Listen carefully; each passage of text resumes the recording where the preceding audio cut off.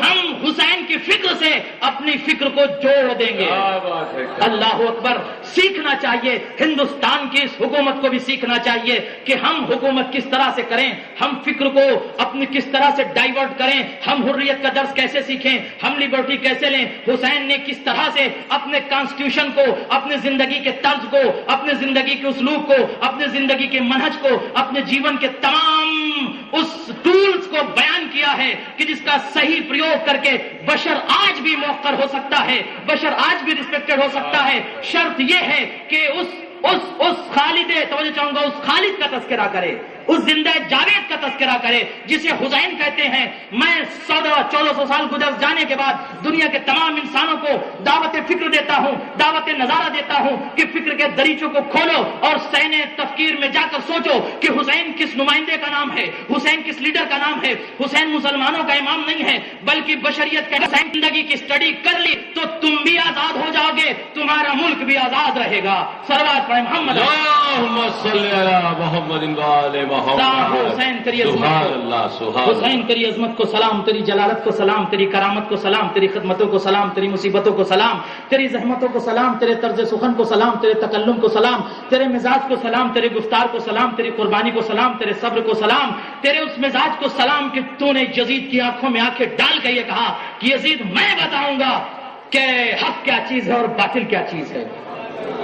آنکھوں میں آنکھیں ڈال کر یزید کے یہ کہا میں بتاؤں گا حق کیا ہے باطل کیا ہے. عزیزان گرامی, تو حسین کا احسان مسلمانوں پر نہیں ہے بلکہ عالم انسان پر ہے, انسان پر ہے, انسان پر ہے, عالم انسان پر ہے. حسین انسانیت کے ہیرو ہیں, حسین انسانیت کے لیڈر ہیں, حسین انسانیت کے قائد ہیں. اب جو اپنے آپ کو انسان کہتا ہے, حیوان کی فہرست سے نکال کر انسانیت کی فہرست میں داخل کرتا ہے, اسے چاہیے کہ جلوس اعضا میں شرکت کرے, اسے چاہیے کہ حسینیت کے ساتھ ہو جائے, اسے چاہیے کہ اپنے آپ کو حسین کے ساتھ جوڑ دے. حسین کربلا کے میدان میں قربانی پیش کرتے ہیں اور ایسے قربانی پیش کرتے ہیں جس کی مثال کائنات عالم میں نہیں ملتی, جس کی مثال کائنات عالم میں نہیں ملتی.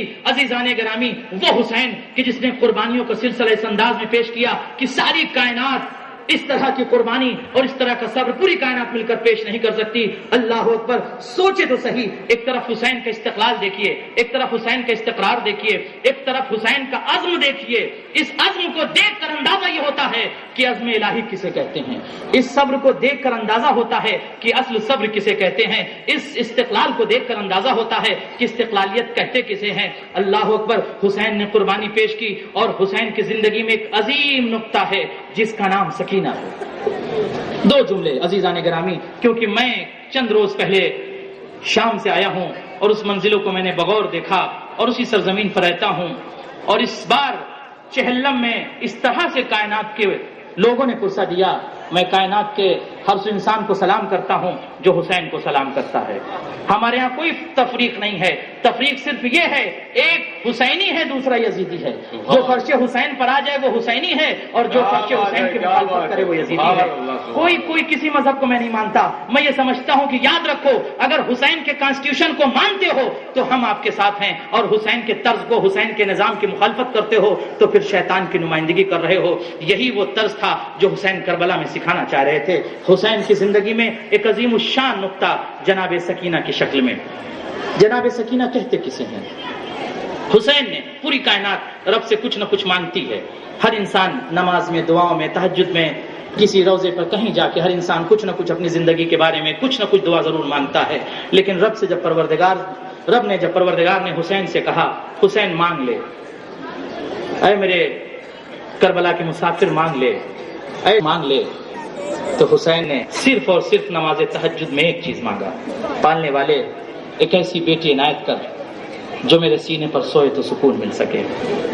جناب سکینہ کا نام زمین پر سکینہ نہیں پڑا بلکہ کائنات میں آسمانوں پر جناب سکینہ کا نام سکینہ تھا, اور ملک روتے تھے اس بچی کی پیدائش پر. حسین نے کیا کہا؟ ایک ایسی بیٹی جو میرے کلیجے پر سوئے تو مجھے سکون ملے. اللہ اکبر. جو باپ ہیں, جو بچیوں کے باپ ہیں, وہ سمجھتے ہیں بچی کا درد کیا ہوتا ہے. حسین اکثر اپنے سینے پر اس بچی کو سلاتے تھے اور یہ کہتے تھے جس گھر میں سکینہ نہیں ہوتی مجھے سکون نہیں ملتا. اے رباب, جس گھر میں سکینہ نہیں ہوتی مجھے سکون نہیں ملتا. لیکن عجیب منظر ہے, کربلا کی تاریخ کو جب میں بغور دیکھتا ہوں تو ایک منظر عجیب سا دکھتا ہے. کہ ملک شام میں راستے میں شمر کو اس بیوی نے دیکھا کہ شمر اپنے گھوڑوں کو پانی پلا رہا ہے۔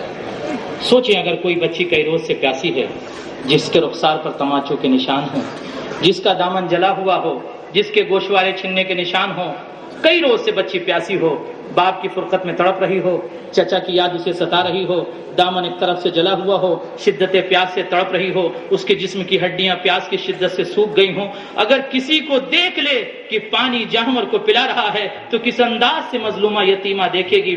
عزیزو، وہ منظر تو بیان نہیں کر سکتا کہ سکینہ نے کس انداز سے دیکھا ہوگا۔ شمر جانور کو پانی پلا رہا تھا۔ عزیزو، عجیب منظر ہے۔ راوی کہتا ہے میں تڑپ گیا اس وقت جب میں نے دیکھا شمر جب اپنے جانور کو پانی پلا سکا تو اس نے برجستہ سارے پانی کو زمین پر پھینک دیا۔ حسین کی یتیمہ اس پانی پر گری اور لوٹنے لگی، آواز دیتی چچا عباس، چچا عباس، آپ کی جدائی کے بعد شدت پیاس نے مجھے اس طرح سے تڑپاڑا ہے کہ میری جسم کی ہڈیاں سوکھ رہی ہیں۔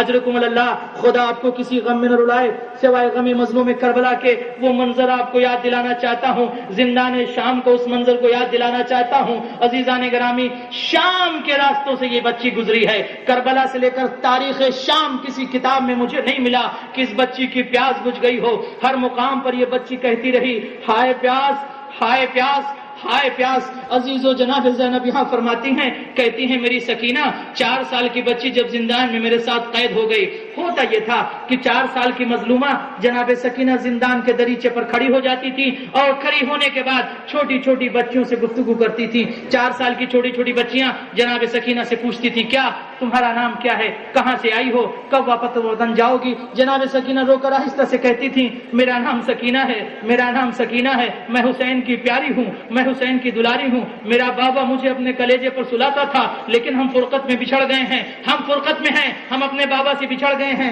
ہم زندان میں ہیں۔ مسلسل یہی سوال ہوتا رہا۔ ایک مرتبہ تڑپ کر راوی کہتا ہے ایک روز یہی بچی جناب زینب کے قدموں میں گر کے کہتی پھوپھی اصل شام کی بچیوں کو میں کیا ہوں بتائیے، میرے بابا مجھ سے کم ملاقات کرتے ہیں۔ اب راوی کہتا ہے انسا کل شیء ولکن لا انسا سکینہ بنت امام حسین، میں کائنات کی ہر مصیبت کو بھول جاؤں گا لیکن اس درد کو، اس مصیبت کو میں نہیں بھول سکتا کہ جس کو جناب سکینہ نے زندان شام میں برداشت کیا۔ وہ کیا مصیبت تھی عزادارو؟ ایک مرتبہ سکینہ کہتی ہے پھوپھی اماں تھوڑی دیر کے لیے مجھے میرے بابا سے ملا دیجئے۔ یہ بچی تڑپ تڑپ کر روتے روتے بے ہوش ہو گئی۔ عالم بے ہوشی میں اس بچی نے کیا دیکھا؟